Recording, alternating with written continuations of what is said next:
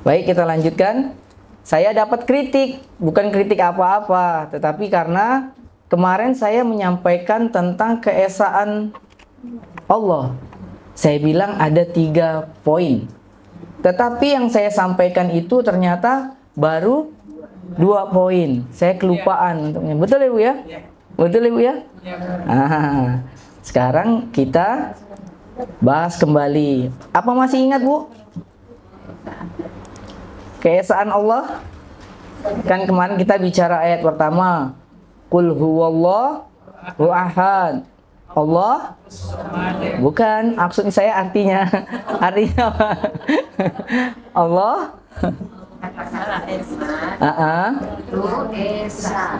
katakanlah Allah itu Esa. Nah, keesaan Allah itu ada 3 ya Bu ya. Yang pertama apa Bu? Nah, keesaan zatnya ya Bu ya. Yang kedua keesaan sifatnya ya. Jadi sifatnya Allah itu berbeda dengan makhluknya ya. Misalnya apa misalnya? Allah Maha mendengar misalnya, atau Allah Maha melihat ya. Kita melihat nggak? Melihat. Tapi penglihatan kita punya batas nggak? Ada batasnya ya Bu ya. Nah, apalagi kalau kayak saya nih yang pakai kacamata nih, ada batas banget gitu. Kalau saya nggak pakai kacamata tuh, ngeliat ibu-ibu nih kabur, nggak jelas gitu ya, berkembar kata orang Pontianak. Ya, nah, ada batasnya. Nah, misalnya, ibu tahu nggak di belakang nih ada benda-benda apa kalau ibu nggak ngelihat? Di belakang dinding ini, pasti nggak tahu. Ada apa, ada siapa itu nggak tahu, ibu ya. Ada batasnya. Tetapi kalau Allah ya, dengan keesaan sifatnya tersebut ya, yang salah satunya adalah Maha melihat, apapun, bagaimanapun ya, semuanya itu terlihat, tampak jelas nyata. Ya Bu ya. Jangankan itu ya, kita berkata di dalam hati saja itu sudah diketahui oleh Allah. Kita berniat belum melakukan juga sudah Allah ketahui. Nah, jadi bedanya antara makhluk dengan Allah seperti itu. Nah, yang terakhir, yang ketiga, yaitu keesaan dalam perbuatan. Ibu masih ingat nggak? Saya pernah jelaskan apa beda Rob dengan ilah. Masih ingat atau masih lupa? Atau masih ingat-ingat lupa? Masih lupa, ya. Tuhan tempat menyembah, Tuhan tempat makan, Tuhan tempat mengabdi. Terus? Kalau Rob itu pencipta, pemilik, terus pengatur ya. Nah, baik ya. Saya ulangi ya, bahwa pengertian ilah itu adalah Allah itu sebagai tempat kita beribadah, sebagai tempat kita menyembah. Ibu ya, sebagai tempat kita taat kepadanya. Nah, kalau Rob pengertiannya adalah segala perbuatan Allah terhadap makhluknya atau perlakuan Allah terhadap makhluknya. Nah, keesaan yang ketiga ini terkait dengan Allah sebagai Rob, ya, keesaan Allah dalam perbuatannya, ya. Segala sesuatu hanya bisa terjadi atas izin dan kehendaknya Allah. Ibu hari ini datang di sini, ya, itu akibat izin dari Allah. Akibat Allah permudah ibu sehingga ibu mudah sampai ke sini. Kalau Allah tidak izinkan ibu untuk tiba di sini, maka ada aja yang menghalangi ibu untuk sampai di sini. Betul? Nah, betul. Ya, misalnya tiba-tiba banjir tinggi, misalnya kan, ibu harus mengangkat-angkat apa, jadi nggak jadi deh ke sini. Padahal udah niat tadi pagi mau ke sini, misalnya, ibu ya, ada aja penghalangnya. Namun ya, walaupun Allah itu berkehendak terhadap kita, segala sesuatunya itu Allah tidak berlaku dengan sewenang-wenang. Ya, semua udah diatur dengan Allah dalam sistem, ya, dalam sistem yang udah diatur oleh Allah. Misalnya, ya, dalam kita untuk meraih rezeki atau meraih makanan lah, rezeki berupa makanan atau uang gitu Ibu ya. Maka ya sistem yang udah diatur oleh Allah, kita harus terlebih dahulu berapa Bu? Berusaha atau bekerja ya. Maka baru kita akan dapat ya. Nggak mungkin kalau misalnya kita udah usaha, udah apa tuh nggak dapat. Insya Allah nggak mungkin ya. Ya, proses itu katanya tidak mengkhianati hasil katanya. Ya, walaupun ada halangan-halangan ini segala macam, kesulitan-kesulitan yang kita hadapi, ya, tapi itu mungkin hanya awalnya saja. Sebagai bentuk ujian Allah kepada kita. Nanti pada akhirnya pasti akan kita dapat hasilnya. Ya, begitu. Bisa dipahami? Pahami insya Allah ya? Baik. Nah, itu dia keesaan yang ketiga, keesaan Allah dalam perbuatan. Nah, sekarang kita lanjutkan ke ayat yang berikutnya, yaitu ayat yang kedua. Boleh dibacakan?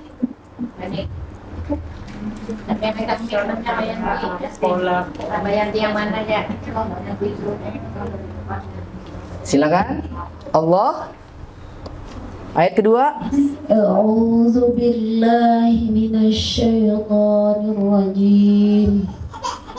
Allahus Samad. Allahu Ahad. Udah betul tadi. Ayat 2. Allah. Allahus Samad. Allahus Samad. Allah tempat meminta segala sesuatu. Ya, diterjemahkan seperti itu ya. Allahus Samad. Ya Bu ya. Nah, Allah sudah kita jelaskan kemarin ya. Kata Allah sudah kita jelaskan waktu kita membahas ayat yang pertama. Kan ada kata Allah juga. Nah, sekarang kita bahas kata As-Samad. Ya, Allah yang Maha Esa itu ya merupakan tempat harapan yang dituju oleh semua makhluk. Betul?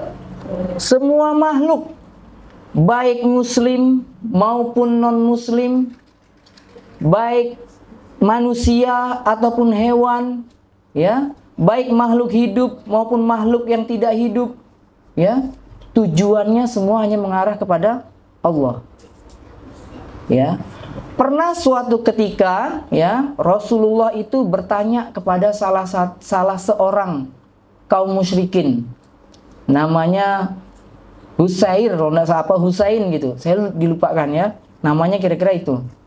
Ya, Rasulullah bertanya, "Wahai Husair," misalnya ya, atau Husain, "hari ini kamu menyembah berapa Tuhan?" Kemudian dijawab oleh kaum musyrikin itu, 7 Tuhan yang aku sembah.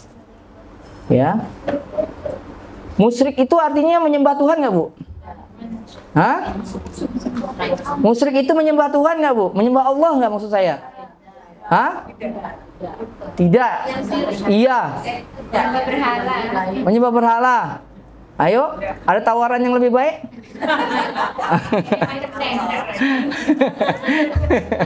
Ini lelang nih Bu. Ya, ini perlu diluruskan biar ibu-ibu nggak salah paham ya. Musyrik ya, perbuatannya apa? Syirik. Syirik artinya apa? Hah? Menduakan Allah atau mentigakan atau mentujuhkan ya. Pokoknya dia menyembah Allah tetapi dia juga menyembah yang selain Allah. Itu pengertian dari musyrik. Perbuatannya syirik. Ini salah satu dosa besar di dalam agama kita ya. Dia menyembah Allah tapi juga menyembah yang selain Allah. Ya, jangan salah paham ya. Udah dipahami ini ya. Oke, kita lanjutkan. Nah, tadi dia menyembah tuh katanya ada 7 Tuhan yang disembahnya hari ini. Kemudian Rasulullah bertanya lagi kepadanya. Kalau seandainya, kata Rasulullah, ya, kamu mendapat masalah yang begitu berat, Tuhan mana yang kamu mintakan pertolongan, kamu mintakan permohonan? Kemudian dia jawab, Tuhan yang ada di langit. Ya, dia katakan juga sebelumnya bahwa di antara 7 Tuhan itu, yang 6 itu Tuhan yang ada di bumi. Sementara yang 1 itu Tuhan yang ada di langit. Tuhan yang ada di langit yang dimaksud ini adalah Allah. Nah, ketika dia mendapat masalah yang begitu rumit, yang begitu sulit, yang tidak bisa diselesaikan, mungkin menurutnya tuh dia udah minta kepada 6 Tuhan yang ini, maka dia mintakan kepada Allah. Nah, orang yang seperti ini saja bergantung benar dia kepada Allah. Ibu pernah nggak mendapatkan kesulitan yang begitu sulit sekali? Hah? Pernah nggak? Rasanya kepalanya mau pecah, ya, hatinya hancur, ya, sampai makan pun tidak mau makan, ya, rasanya sulit, bumi itu kayak diguncang, ya. Pernah nggak ngalami itu? Mas, sering.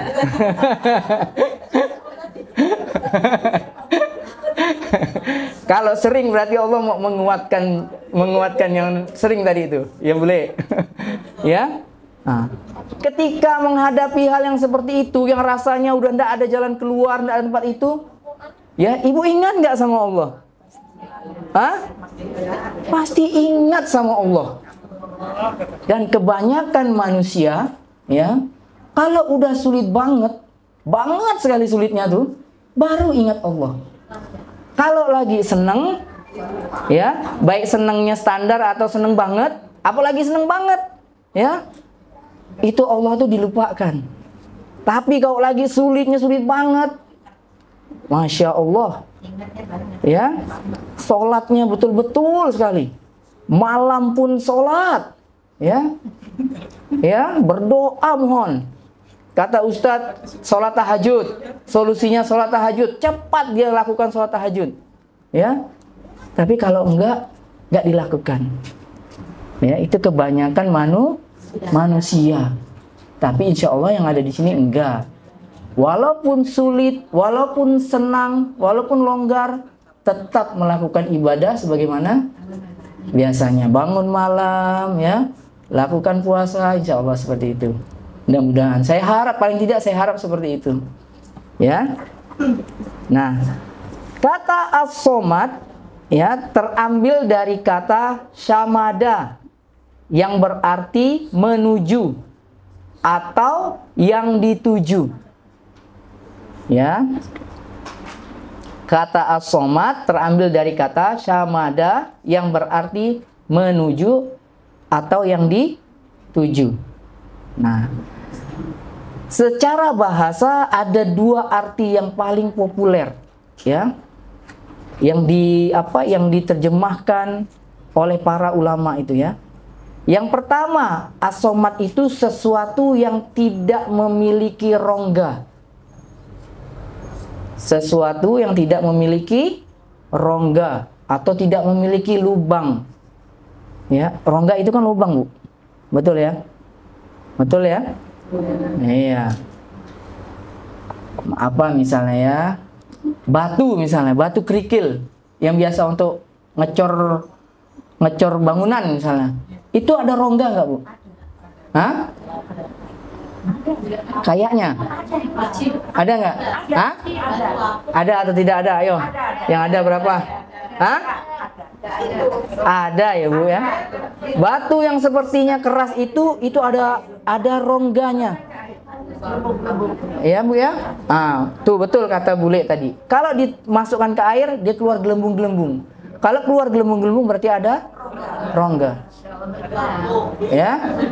Apalagi batu apung. Kalau batu apung itu rongganya banyak banget, ya. Nah, makanya batu apung itu tidak digunakan atau tidak direkomendasikan untuk membuat bangunan, ya, karena rongganya terlalu banyak, ya. Nah, batu itu punya rongga. Saya dulu waktu skripsi Penelitian saya tuh meneliti tentang aspal dan perilakunya gitu ya Bu ya. Iya. Waktu itu saya suruh goreng batu. Bayangin ya, sebelum digoreng ya, sebelum batu itu saya goreng pakai wajan biasa tuh. Nah, itu ditimbang. Nanti setelah digoreng ditimbang. Ternyata beratnya itu beda. Nah, ternyata setelah dijelaskan saya baru tahu bahwa di dalam batu itu terkandung air. Ketika saya goreng airnya itu nguap, maka beratnya berkurang. Saya baru tahu. Nah, air bisa ada di dalam batu itu karena ada rongganya. Kalau nggak ada rongganya nggak bisa. Paham ya Bu ya? Oh, jadi sedikit belajar teknik sipil ya Bu. Nggak apa-apa ya Bu ya. Namanya ilmu ya Bu ya. Nah, nggak apa-apa. Jadi kita kembali lagi nih kepada as-somad tadi. Ya, sesuatu yang tidak memiliki rongga. Ya, itu penjelasan yang pertama. Yang beranggapan yang kedua yaitu sesuatu yang menjadi tumpuan atau harapan. Ya Bu ya. Nah, sekarang kita jelaskan satu persatu. Ya, sesuatu yang pertama tadi sesuatu yang tidak memiliki rongga. Para ulama yang berpendapat ini nih, ya, itu mengatakan ya seperti ke Ibnu Abbas nih, menjelaskan bahwa as-somad itu berarti tokoh atau Tuhan yang telah sempurna. Berarti sempurna ketokohan atau ketuhanannya. Kalau mulia, dia mencapai kemuliaan yang paling tertinggi, yang paling agung. Ya. Kalau penyantun, tak ada yang melebihi santunannya. Kalau sempurna pengetahuan, maka dia bijaksana dan tidak ada cacat dalam kebijaksanaannya. Itu menurut Ibnu Abbas. Ya. Jadi tidak ada celah gitulah istilahnya gitu ya. Nah, para ulama yang lain berpendapat ya, yang memahami as-somad dalam pengertian tidak memiliki rongga mengatakan sesuatu yang tidak memiliki rongga mengandung arti sedemikian padatnya. Betul nggak? Kalau nggak ada rongga itu padat nggak? Padat. Kalau ada rongga tentu nggak padat kayak tadi batu apung. Atau misalnya spon lah, tahu spon kan? Bukan SpongeBob ya, spon. Ya.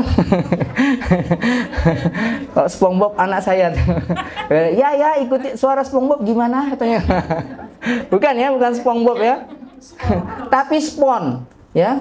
Spon itu banyak rongganya. Kalau kita masukkan dalam air, kemudian kita angkat, maka air itu akan penuh di dalam situ. Ya. Nah, kalau sesuatu yang tidak memiliki rongga itu, maka dia tidak membutuhkan apapun, tidak bisa dimasuki atau tidak memerlukan sesuatu apapun lah. Misalnya makanan lah, kayak kita butuh makanan nggak? Butuh kita memasukkan makanan ke dalam tubuh kita. Kita butuh minuman nggak? Butuh. Tetapi Allah dalam sifatnya sebagai as-somad ini, dia tidak butuh. Ya, ini kan salah satu nama Allah di dalam Asmaul Husna, betul nggak? Ya kan? Dia nggak membutuhkan apapun. Nah, pengertiannya seperti itu. Kalau diibaratkan benda tuh saking padatnya gitu. Kayak misalnya ibu pernah ngeliat nggak kubik yang keras yang dari plastik yang nggak bisa air masuk ke dalamnya tuh. Padat sekali. Ya.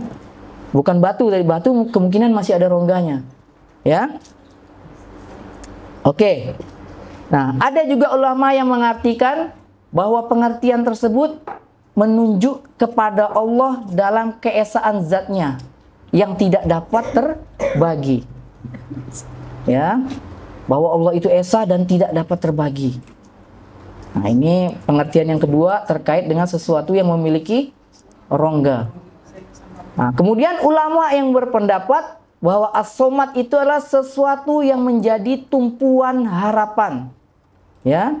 Ini banyak dari kalangan pakar bahasa dan mufasir. Ya. Pengertian ini mengatakan bahwa yang dimaksud as-somad itu dia yang didambakan atau diharapkan, ya, didambakan atau diharapkan atau diinginkan dalam satu pemenuhan kebutuhan. Kita dalam memenuhi kebutuhan sangat bergantung kepada Allah atau tidak? Hah? Sangat bergantung enggak? Sangat bergantung, ya. Sangat bergantung kepada Allah. Setiap hari kita berdoa, ya Allah mudahkan rezeki, ya kan? Ya Allah berikanlah kesehatan dan lainnya, ya. Jadi itu kebutuhan kita kan, ya. Nah, jadi kita sangat tergantung atau sangat berharap hanya kepada Allah untuk pemenuhan kebutuhannya. Atau jodoh misalnya, ya. Dalam kita untuk mencari jodoh, misalnya untuk anak-anak kita lah, ya. Itu kita sangat bergantung sama Allah. Tentu kita berdoa, ya Allah berikanlah jodoh yang terbaik untuk anak saya. Kalau anaknya perempuan, berikanlah jodoh yang soleh, ya, atau jodoh yang soleha kalau anaknya laki-laki, kan begitu, ya. Rezeki juga sama seperti itu. Yang kedua, ya, Allah itu tempat bergantung, ya, atau didambakan atau diharapkan dalam penanggulangan kesulitan. Kalau kita dalam keadaan sulit, ya, pasti tempat tujuannya itu hanya Allah. Betul tidak? Hah? Sangat, ya. Dan memang harusnya demikian. Yang kita tuju, yang kita minta pertolongan hanya Allah saja. Jangan kepada yang lain-lainnya, ya. Banyak saudara-saudara kita yang masih apa ya? Masih melakukan hal-hal kesyirikan lah. Ya, misalnya dapat kesulitan nih, kecurian motor atau kecurian apalah barangnya yang berharga gitu ya. Itu ndak mengadu kepada Allah, tetapi dia pergi ke tempat orang pintar, ya, pergi ke tempat orang pintar. Bayangin Bu, berarti yang pergi ini orang bodoh, ya kan? Dia pergi ke tempat orang pintar, kita pergi ke tempat orang pintar katanya. Berarti yang pergi orang bodoh. Udah bodoh bala lagi. Kayak ya. Nah, jangan seperti itu. Nah, serahkan semua bahwa ini adalah sesuatu yang udah Allah takdirkan. Ya, jangan minta atau berharap kepada yang lain selain Allah. Apalagi dalam keadaan sulit. Jangan pergi-pergi kemana-mana lah. Ya, Allah dulu tujuannya. Ya Bu, bisa dipahami?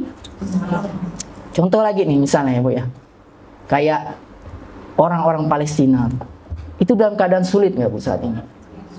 Hah? Sulit sekali Bu, sulit banget ya. Jangankan untuk apa ibaratnya ya, untuk makan minum lah misalnya, untuk tidur pun sulit, ya, untuk istirahat pun sulit. Ya, ada video anak bayi itu tidur sambil duduk Bu. Alah, kasihan saya nengoknya. Ya Bu ya. Tapi dalam keadaan sulit itu, ya Bu ya, ini luar biasanya mereka ini. Mudah-mudahan kita juga bisa contoh mereka nih ya Bu ya. Mereka tuh hanya berharap sama Allah. Nggak berharap sama yang lain-lain. Ya. Banyak sekali video-video itu di-share tuh. Ya, dia berdoa kepada Allah. Ya. Dan doanya dikabul nggak sama Allah? Hah? Dikabul, ya. Ini contohnya nih. Kemarin baru-baru ini ada kejadian yang sangat luar biasa, Ibu ya. Kebakaran yang sangat hebat, bahkan belum pernah terjadi dalam sejarah, ya. Kebakaran yang seperti itu hebatnya tuh, ya. Di mana Bu? Di Los Angeles, ya. Ya Bu, tahu ya Bu? Pernah pergi ya? Lu kok ketawa? Yang ketawa yang paling besar nih yang pernah pergi nih. Belum pernah ya Bu ya? Tapi mau pergi sekarang udah terbakar Bu. Ya, belum pernah. Nggak apa-apa ya Bu ya. Ini kita ambil pelajarannya. Ya Bu ya. Kejadian yang begitu luar biasanya itu. Ya Bu ya. Ada 24 korban tewas per hari Selasa kemarin nih. Ya, saya baca berita di Metro TV itu, ya, ada 24 orang sudah yang meninggal. Ya. Kemudian ada bangunan yang rusak itu ada lebih dari 12.000 yang terbakar. 12.000 Bu. Bukan satu. Dan bukan bangunan yang biasa-biasa yang kecil-kecil gitu, bukan. Ya. Bangunannya tuh miliaran. Namanya negara maju. Ya Bu ya. Wah, banyak sekali rumah yang terbakar. Walaupun ada masjid yang tidak terbakar ya. Walaupun ada yang seperti itu, tapi banyak yang terbakar. Ya, 13 orang hilang katanya di Metro TV itu. Ya. 39.000 hektar ya area yang terbakar. 39.000, Ibu bayangin. Ya, luas nggak nih? Ribu loh, bukan 39 hektar. 39 hektar ya kita letih jalannya. Ini 39.000 hektar. Ibu tahu nggak berapa luas Pontianak nih? Hah? Masa nggak tahu? Hah? Hah? Hah? Ukur lah Mas, maksud saya suruh ngukur. Hah? Tahu nggak? Nggak tahu ya. Saya juga baru tahu tadi waktu saya belajar nih. Karena apa ya? Ini betul-betul bagi saya tuh sesuatu yang apa ya? Bukan hal yang biasa bagi saya nih. Ya, saya nganggap ini sesuatu yang sangat-sangat luar biasa. Ya. Luas kota Pontianak itu setelah saya cari itu di dalam apa? Di dalam Google tuh luasnya 107,8 km persegi. Kota Pontianak ya. 107,8 km persegi. Itu kalau dikonversi ke dalam hektar 10.780 hektar. Yang tadi terbakar berapa? 39.000. Hampir 40.000. Berarti 4 kalinya kota Pontianak. Kota Pontianak yang seluas itu tuh, ya, dikalikan 4 luasnya, terbakar semua. Ibu bayangin. Kayak apa apinya tuh, Bu? Kalau tukang sate pergi ke sana nyaman. Ya, enggak letih dia berkipas, letak kan udah mateng. Ya Bu ya. 39.000 Bu. Ini angka yang luar biasa. Ya. 4 kali, hampir 4 kali kota Pontianak terbakar semuanya. Kalau kerugian ekonomi itu katanya ya, berdasarkan sumber yang saya dapat dari Metro TV kemarin tuh, itu angkanya 2.447 triliun kalau dirupiahkan. Sikit gak tuh? Hah? Kalau ditaruh ke ruangan ini, ke musola kita nih, muntah-muntah tuh duit tuh, bertaburan kemana-mana. 2.447 triliun. Ya. Konon katanya ya, Amerika itu menggelontorkan dana untuk Israel, ya, persenjataan untuk Israel untuk menyerang orang Palestina tuh, itu hanya 290 berapa triliun gitu. Ini 10 kali lipatnya hampir, ya, 2.447 triliun kerugiannya, ya, kan luar biasa, ya. Upaya pemadam kebakaran dilakukan nggak? Dilakukan Bu sama orang-orang nih, ya. Ada 14.000 petugas pemadam kebakaran dikerahkan. Ada 1.385 truk pemadam kebakaran yang dikerahkan. Ada 86 helikopter dan pesawat yang juga dikerahkan untuk memadamkannya. Artinya usahanya ini maksimal beneran gitu, serius untuk memadamkan nih, nggak main-main. Tapi padam nggak? Nggak padam. Ibu bayangin segitunya banget gitu loh. Penyebabnya apa? Katanya penyebab kebakaran ini pertama kekeringan yang sangat banget lah gitu, kekeringan, ya. Ada juga yang bilang penyebabnya tuh karena udahlah kering terus terbakar, terus ada angin dari Santa Ana bertiup. Nama anginnya ya angin Santa Ana tuh bertiup. Ya Bu ya. Sehingga api itu jadi makin besar gitu.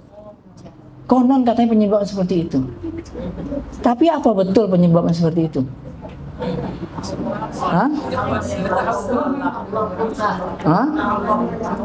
Itu kalau menurut kacamata orang-orang itulah ya.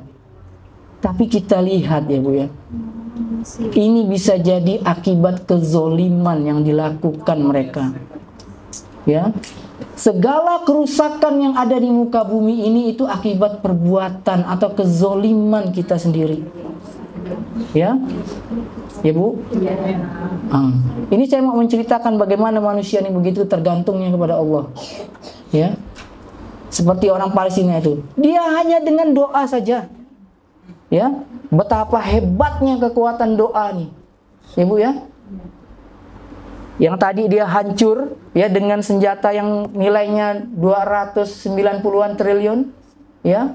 Amerika dihancurkan dengan kerugian yang 2.400 lebih triliun tadi itu. Hanya dengan berdoa. Ya. Penyebabnya itu tak lain adalah kezoliman dan kesombongan. Oh, Al-Quran ini udah menggambarkannya. Udah banyak contoh-contoh kesombongan dan kezoliman yang dilakukan umat-umat terdahulu. Ya, bagaimana Fir'aun dengan sombongnya, ya, mengatakan bahwa dia adalah Tuhan. Ya, bagaimana Namrud juga begitu sombongnya, ya, yang akhirnya dia mati hanya dengan lalat atau nyamuk yang sangat kecil. Ibu ya, bagaimana kaum Ad yang pintar-pintar itu, ya, yang bisa buat bangunan yang begitu hebat pada masanya, ya, dihancurkan juga dengan Allah, dengan angin juga. Tuh, kesombongan dan kezoliman itu pasti akan berakhir dengan kehancuran. Itu tidak mungkin enggak, Bu. Ya. Sebagaimana Allah firmankan di dalam surat Ibrahim. Ya Bu ya. Coba Ibu perhatikan surat Ibrahim, surat yang ke-14. Di ayat yang ke-42. Ini saya menceritakan dia rasanya gimana gitu. Ya Bu ya. Betapa luar biasanya Allah nih. Ya, Allah berfirman, saya bacakan ya Bu ya. Surat Ibrahim, surat ke-14, ayat ke-42. Allah berfirman, "Wala tahsabannallaha ghafilan amma ya'maludz zalimun. Innama yuakhiruhum liyaumin tashkhasu fihil absar." Itu ayat 42 bunyinya. Artinya apa? Bisa dibacakan artinya? Ya, saya bacakan ya. Silakan. Artinya, dan janganlah engkau mengira bahwa Allah lengah dari apa yang diperbuat oleh orang yang zalim. Sesungguhnya Allah menangguhkan mereka sampai hari yang pada waktu itu mata mereka terbelalak. Jangan dikira, ya, Allah ini berfirman ini dalam tafsir tuh tujuannya kepada Rasulullah, kepada Nabi Muhammad. Tapi ayat ini juga berlaku bagi kita, Ibu ya. Jangan engkau mengira, ya, bahwa Allah itu lengah atau lalai dari apa yang diperbuat oleh orang yang zalim. Ya. Kita kalau melihat tuh kan kayaknya Allah tuh kok biarin gitu loh. Ya. Palestina dihancurkan begitu. Anak-anak dibunuh seperti itu. Wanita-wanita juga dibunuh demikiannya. Ya. Kayaknya kok Allah biarkan gitu. Tapi sebenarnya tidak berlaku seperti itu. Allah itu hanya menangguhkan. Ya. Dan ini yang dibalas oleh Allah ini hanya kecil. Kalau kata para konten kreator di dalam medsos tuh, ya, ini baru DP-nya Bang katanya. Hah? Ini baru DP-nya. Seperti itu. Dahsyatnya seperti itu. Bagaimana nanti pembalasan Allah di sana? Ibu bisa bayangin. Begitu dikontankan sama Allah. Rasalah kau. Ibu. Kata orang Pontianak tuh, rasalah kau. Allah hanya menangguhkan sampai hari pada waktu itu mata mereka terbelalak. Artinya tuh ketakutan dengan penuh takut yang luar biasa. Ibu ya.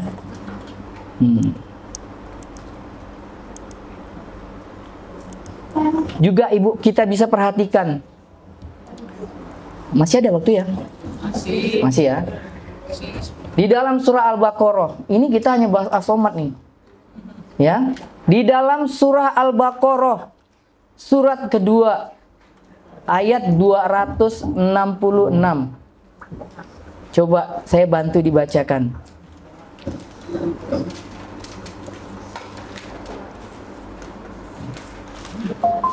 Silakan. Surah Al-Baqarah 266.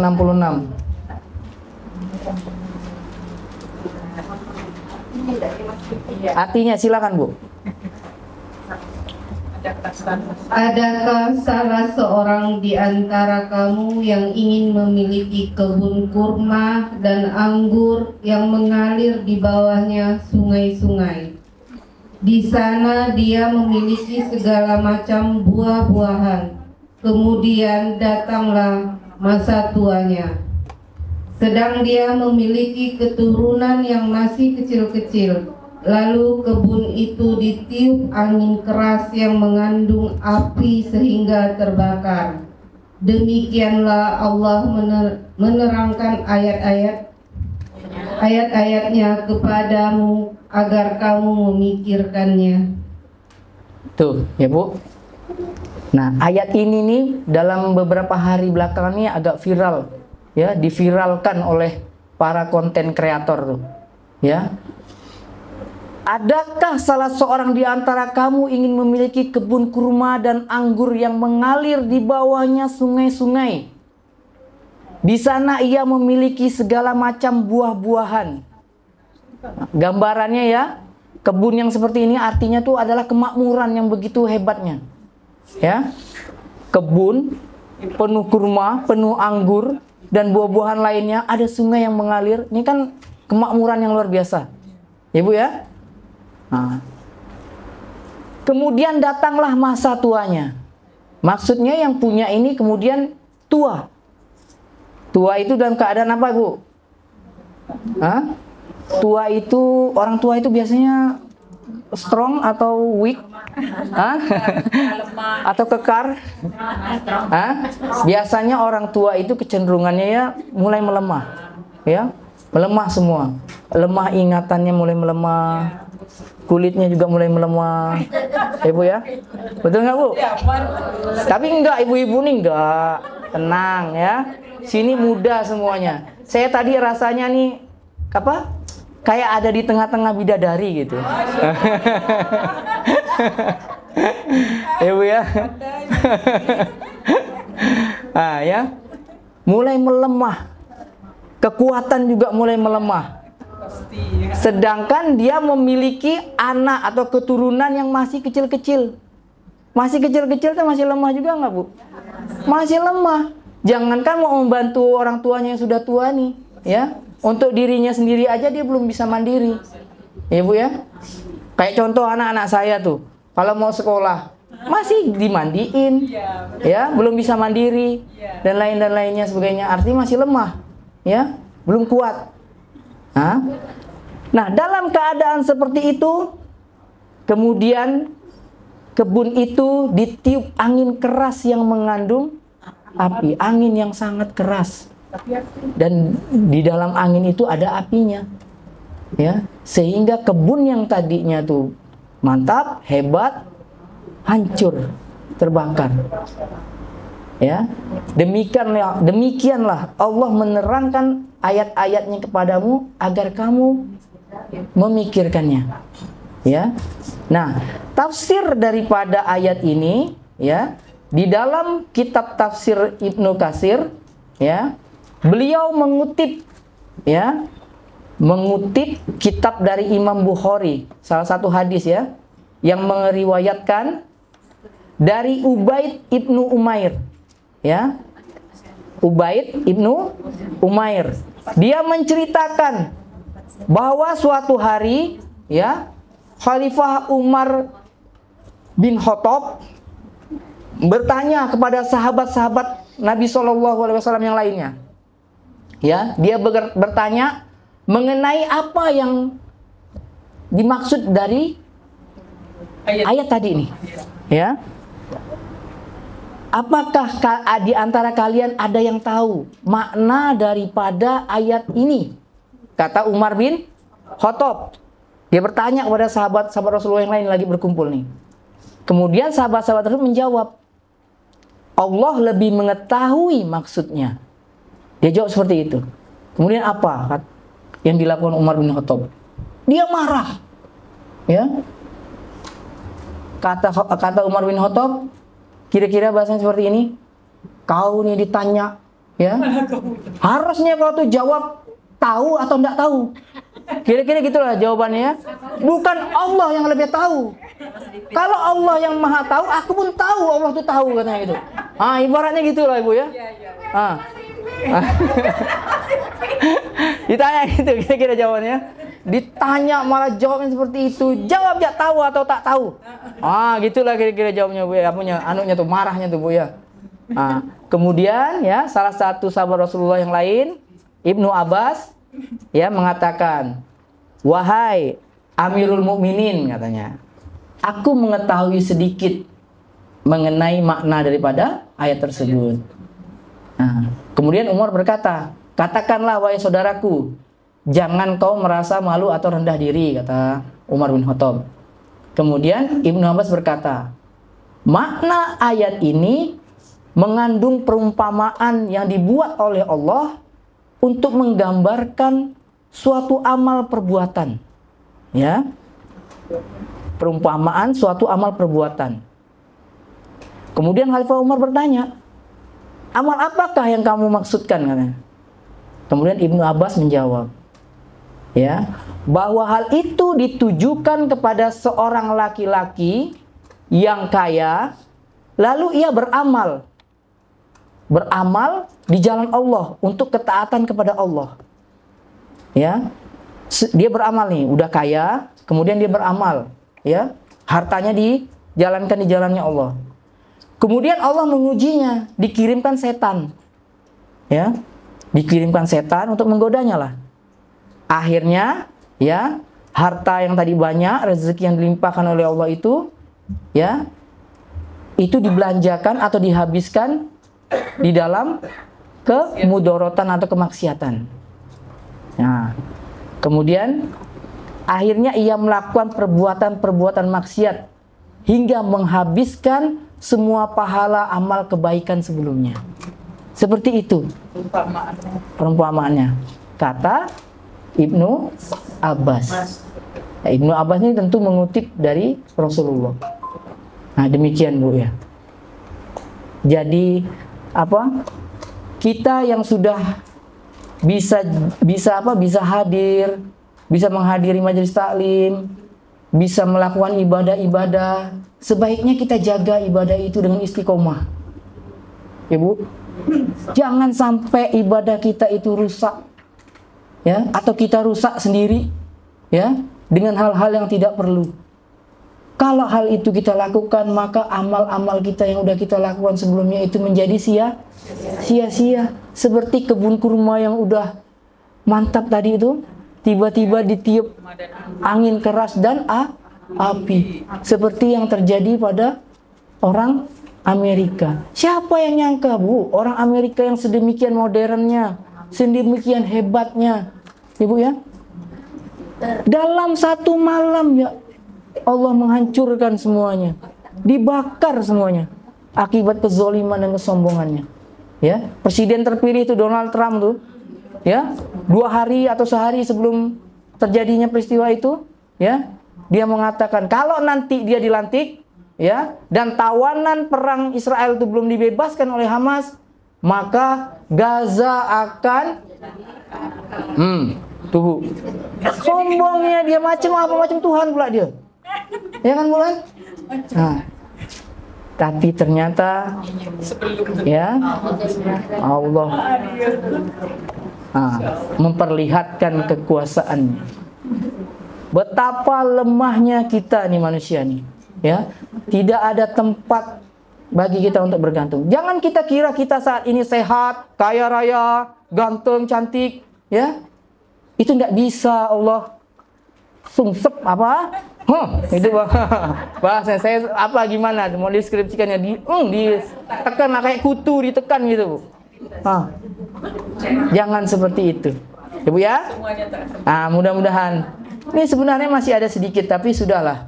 Mudah-mudahan ini cukup ya Bu ya, karena waktunya ini sudah jam 5 ya Bu ya. Nanti insya Allah kita lanjutkan kembali ya Bu ya. Mudah-mudahan yang saya sampaikan ini ada manfaatnya ya. Mudah-mudahan Ibu semakin istiqomah di dalam kebaikan ya Bu ya. Mudah-mudahan amin insya Allah ya. Segala kesalahan itu sumbernya dari saya pribadi dan segala kebenaran itu datangnya dari Allah. Dan saya mohon ampun kepada Allah dari kesalahan yang sudah saya buat. Saya akhiri, billahi taufik wal hidayah. Wassalamualaikum warahmatullahi wabarakatuh.